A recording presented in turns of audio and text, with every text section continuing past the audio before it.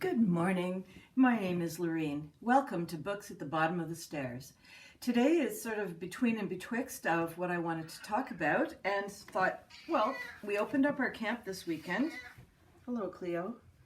And when we go to the camp, there's no electricity and a limited amount of light, depending on how the batteries are charged.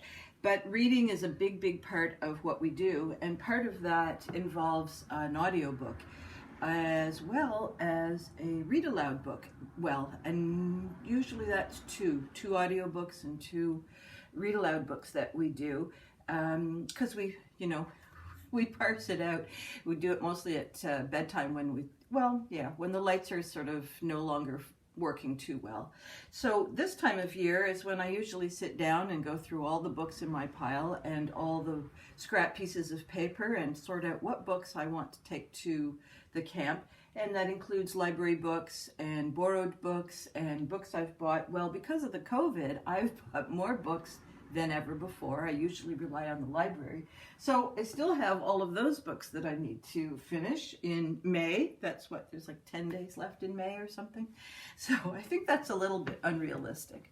The other thing that I like to do for my summer reading is in the month of June, I like to look at the different awards that have been given out in the previous year. I deliberately avoid reading those books so that I have June to just fool around with that. Now, I usually rely on the library. They tend to have the books in that have won awards, like the Newbery Award or the Caldecott Award.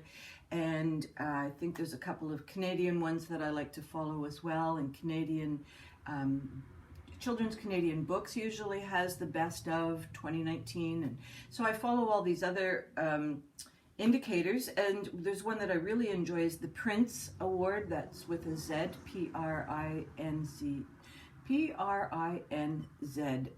because it's Canada. Or maybe we're Z. I can never remember. Isn't that appalling? It's like when someone tells you their name and it's Susie or it's Suze or and then you immediately go, oh my God, I don't remember your name and you just told me. So I don't remember what the last letter of the alphabet is pronounced. So what am I going to read? Well, I haven't looked that up for the awards, but that's definitely going to be the month of June's focus, and I'll let you know. And then I have this accumulating stack, and there's more down there, of books that I'm definitely going to put on our list. I'm planning to finish Dracula, which I spoke about in the past, because at the campus it's so slow moving that I won't notice that this is a slow moving book. We also have on our list, we discovered from one, I'm trying to think whether that was Eric's book. I don't remember. I didn't write it down. It's something I've learned, is to write down where I get my recommendations. But there is a Wodehouse book that we have not read, and it's called The Gold Bat. And I think it is around cricket and typical Wodehousian shenanigans of young lads and men who are barely men. So that should be entertaining. I've also, as a young adult, read Tony Hillerman, and let me see, enjoyed it and then got away from it. So I ordered The Blessing Way by Tony Hillerman, and that's number 1 in the series, and I have 2, 3, and 4, so those will be read over the course of the summer. James Lee Burke is a mystery writer from the States. He tends to be writing from the, let me think, it's like the deep south, so I'm going to go with Louisiana, don't know for sure. And he's kind of a gritty writer. There's, he doesn't shy away from both grit and cruelty and just, he's always got something really wicked awful happening in his stories. And I stopped reading him when the kids were little. I just couldn't quite take that level of gore. So I'm going to go back to him, and I don't know which is the first one. I don't think this is the first one, so I'm going to have to research that, but he's on my to-do list. Then one of the ones that we do as a read aloud is the author Colin Cotterill, Cotterill. This is an author who's writing about Dr. Siri Peiban, who is a doctor in, oh my God, what country is it? It's not Vietnam, it's Thailand? No, Vientiane is the main city. And Siri is 70-year-old doctor who thought he'd be retiring now. He was part of the rebel army and in the communist takeover, and he's been called into duty to be the country's one and only coroner. So whenever something happens at a political level, he's called in, and so he's navigating all the politics behind what different groups want the murder to be determined to be, like who's the victim. Sometimes they want that maybe to be hidden, or they want the murderer to be hidden, and so he's always getting into trouble with the higher ups, including the person who's in charge of his hospital. And so we do this one as a read aloud, and it's been quite good. I think this is number 4 that we've worked on, and we save it for the summer. I would love to just dive into that one and keep on going, but Steve is one of these people who doesn't understand binging. Poor guy. So the other one I'm hoping to get is a Kate Atkinson. I really enjoyed her. This is with the detective Jackson Brody. Now I'm pretty well caught up to date, so mostly I'm just checking in to see whether there's a new offering. I'm hoping there's a new offering. There is a book that I don't even really know how this came into my possession. It's Richard Ford's writing about, the title is Canada.